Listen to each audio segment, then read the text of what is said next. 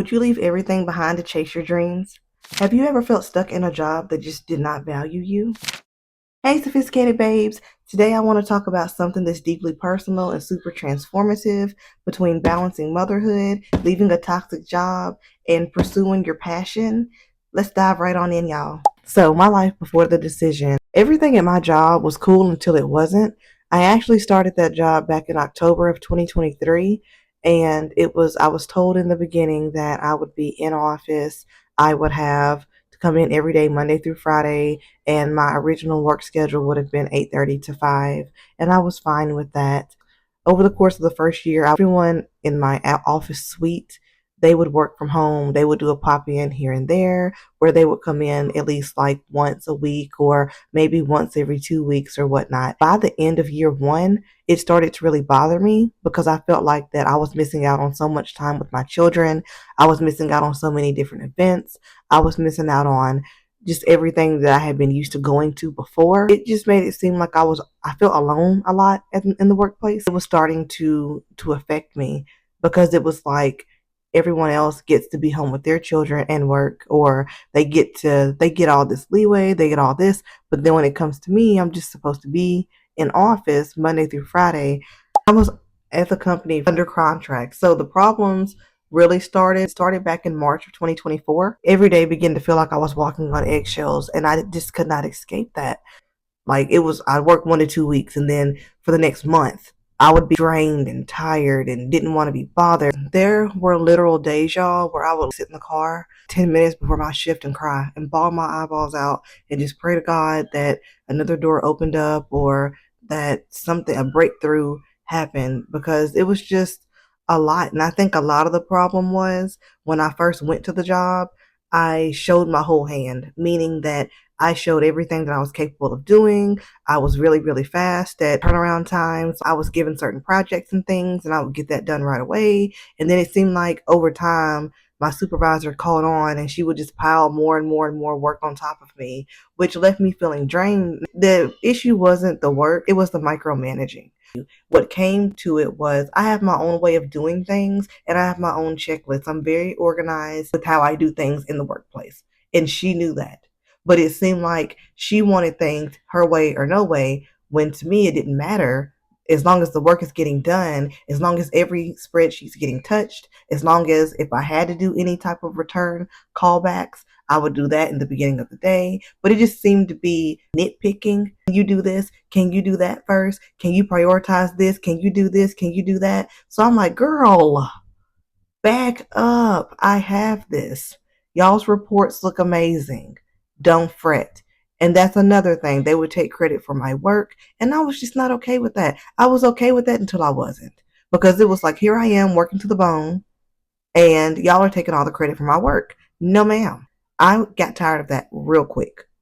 So, like I said, in March of 2024, that's when the problems really started to kind of annoy me and kind of eat away at me, because it's like, here I am doing all the work. They're taking the credit for it. They're also working at home. They're able to be with their kids. I'm not able to be with mine anymore because, a little context, I was working from home. So for 3 whole years, almost 4 years, for a very great company, very, very great student loan company. I would give anything to go back. I was just left feeling very stuck. There's no reason as to why come every morning I would wake up and literally want to cry. Literally just felt like I was at a dead end. I literally felt like taken advantage of, undervalued, and then on top of that, I was underpaid for the amount of work that I had to do. Now, remember, I told you I was under contract with the company that I worked for, meaning that I was not a permanent employee. For me, they kept renewing the contract every 3 months. So they would extend it. Like, I'd work the first 3 months, they would extend. I'd work another 3 months, they would extend. Blase this. Well, with being under contract, there was like no benefits. It was no PTO time. It was none of that. Like I said, the job market was hard. I kind of felt like, let me just stay with this just because it's something for the right now. The money and the pay isn't all that great, but hey, it's some income coming in.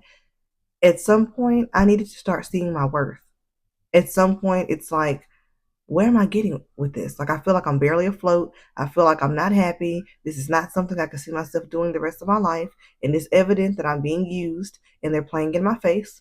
Because why is it that they started to hire people and they found positions They made a position, they made a spot for these new people coming in. But for me, I was still stuck at contingent.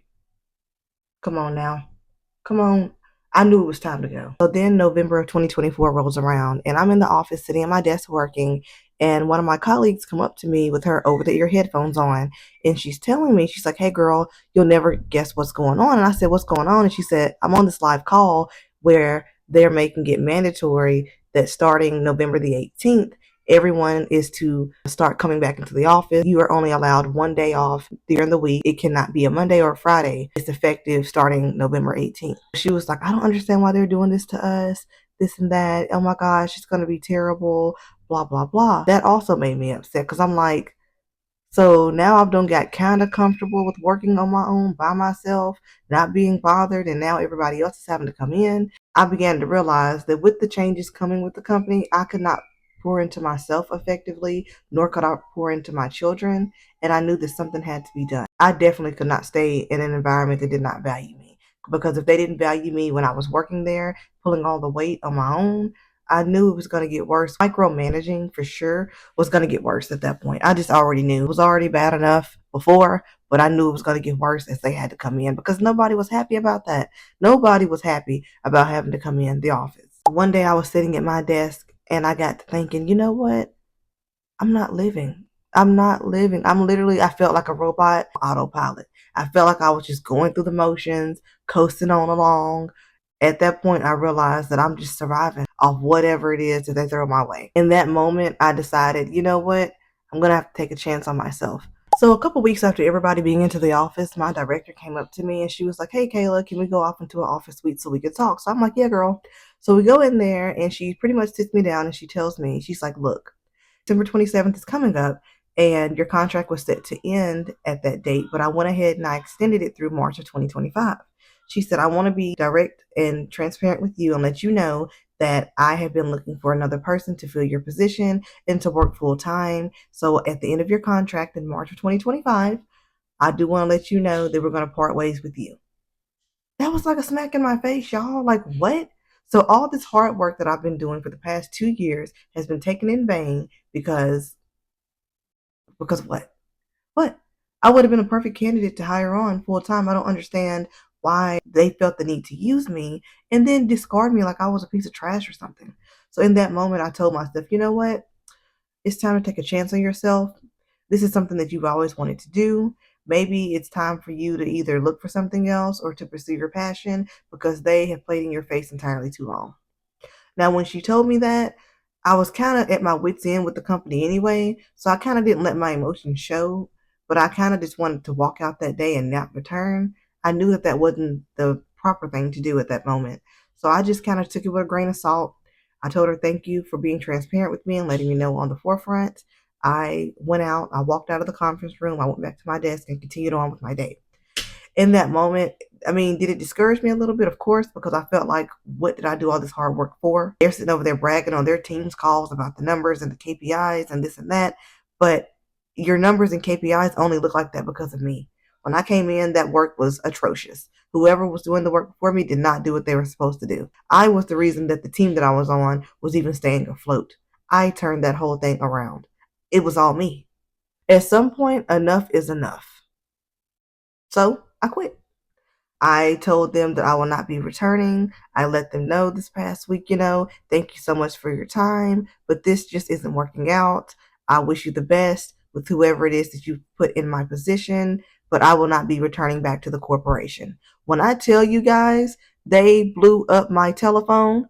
I'm not lying. I'm not. I had like 75 calls from my recruiter. I had 5 or 6 calls from my director. I had two text messages from my supervisor, and it was just like, "Hey Kayla, just checking in to see when you're gonna come back, and we miss you." And blase this girl. You don't have to sit here and lie to me.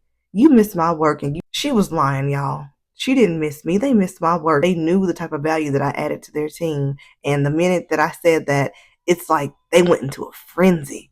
Like, oh my God, what are we gonna do? My recruiter actually had the nerve to text me and say, "You need to call me right now after every accommodation that the corporation has made for you since you've been there." Excuse me?